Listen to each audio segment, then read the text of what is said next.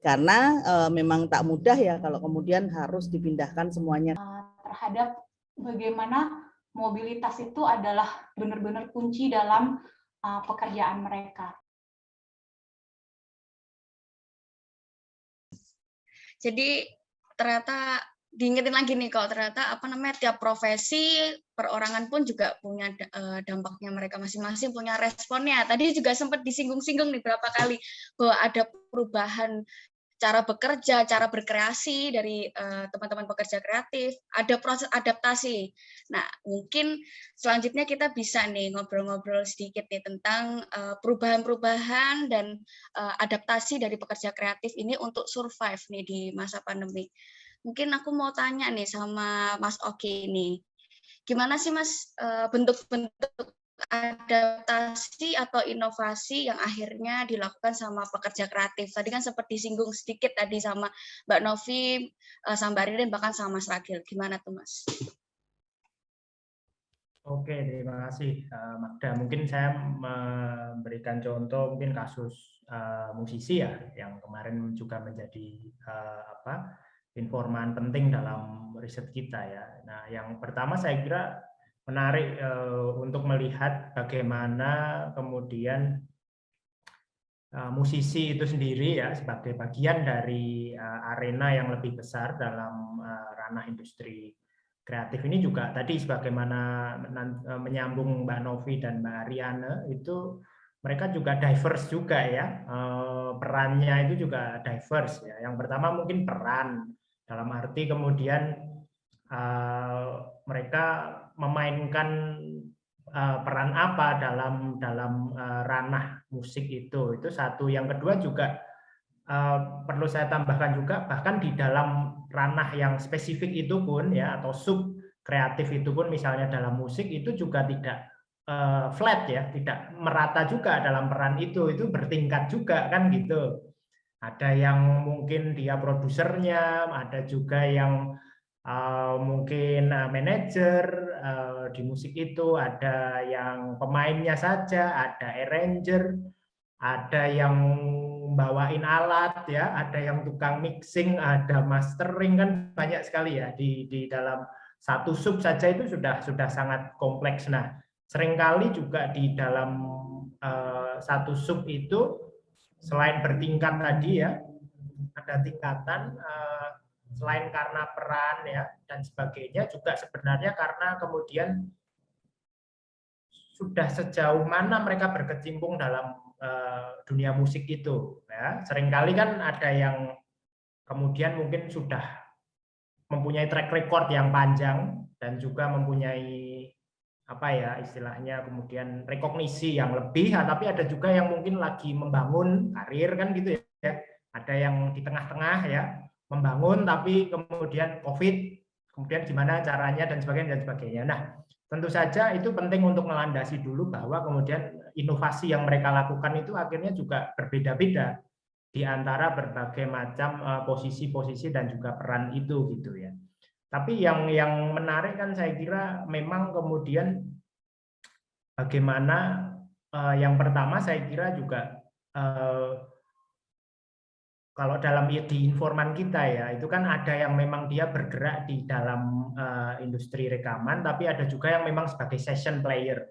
Session player ini pemain yang memang dia bermain reguler di restoran, di kafe dan sebagainya. Nah, yang mereka lakukan misalnya untuk session player ini yang jelas mereka kemudian berinovasi dengan dalam arti ya berinovasi dengan mengikuti protokol kesehatan yang dihimbau oleh pemerintah pada waktu itu kan gitu ya. Sebelumnya kan kita kalau main tuh kan nggak mungkin pakai masker ya. Dan juga mungkin formasi band itu atau player di dalam reguler band itu kan bisa lengkap dan sebagainya. Nah, mereka kemudian kan secara praktikal ya mencoba kemudian menyesuaikan satu dengan protokol kesehatan itu tidak hanya dalam hal melindungi mereka dan juga klien, tapi juga dalam kemudian memformat acara atau performance mereka dan juga formatting dalam band mereka itu sendiri juga. Misalnya kemudian kan banyak yang bergerak lebih ke arah minimalis ya. Ya paling keyboard sama vokal kan gitu misalnya, kalau itu lebih efisien. Dan kemarin menarik juga itu, salah satu informan kita Eko itu bilang bahwa tidak menerima request untuk nyanyi kan gitu. Biasanya kalau wedding atau apa itu kan bapak-bapak, om-om ya itu atau apa itu kan sering request nyanyi kan gitu. Nah sekarang kan tidak bisa karena kemudian ada concern mengenai bertukar mic dan sebagainya. Itu yang pertama, dan saya kira itu dilakukan juga oleh session player dalam arena-arena yang lain ya. Nah, yang kedua kan mereka yang memang kemudian banyak berkecimpung di dalam industri rekaman itu sendiri, atau mereka producing their own album atau their own single dan sebagainya kan gitu ya. Nah, oleh di mereka tentu saja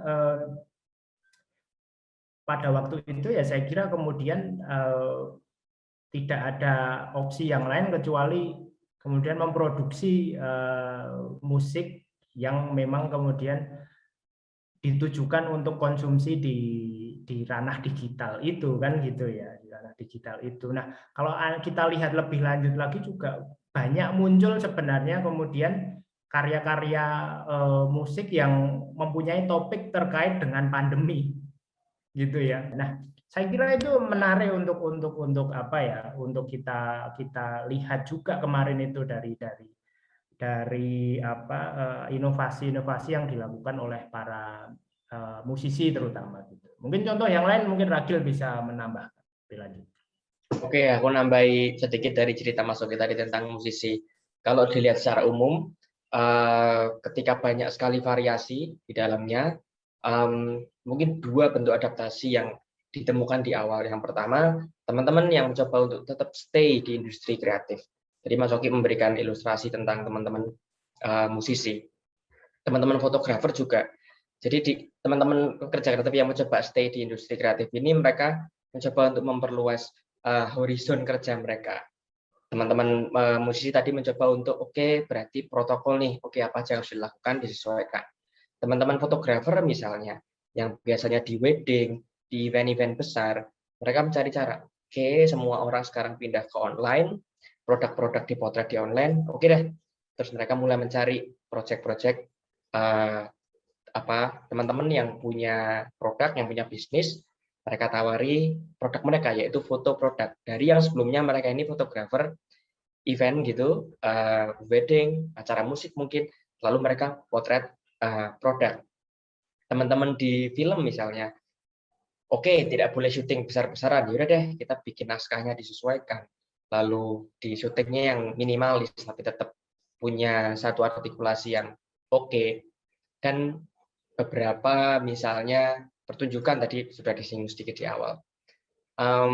Cara mereka beradaptasi yang masih tetap stay itu mencoba membuka horizon peluang-peluang yang muncul di tengah masa-masa sulit. Nah, yang kedua, teman-teman yang kayaknya kok masih agak berat gitu di industri kreatif, ini nyambung tadi dengan sejauh mana selama apa mereka sudah stay, pengalamannya seperti apa, jaringannya seperti apa. Nah, ini mungkin teman-teman yang memutuskan sambil aku tetap berjuang di industrinya, aku coba deh yang lain. Misalnya banyak teman-teman yang jual makanan dari yang tadinya misalnya komposer gitu, terus mulai coba deh kita jual makanan. Lalu teman-teman yang lain mencoba untuk mencari peluang bikin produk-produk yang lain yang di luar industri mereka.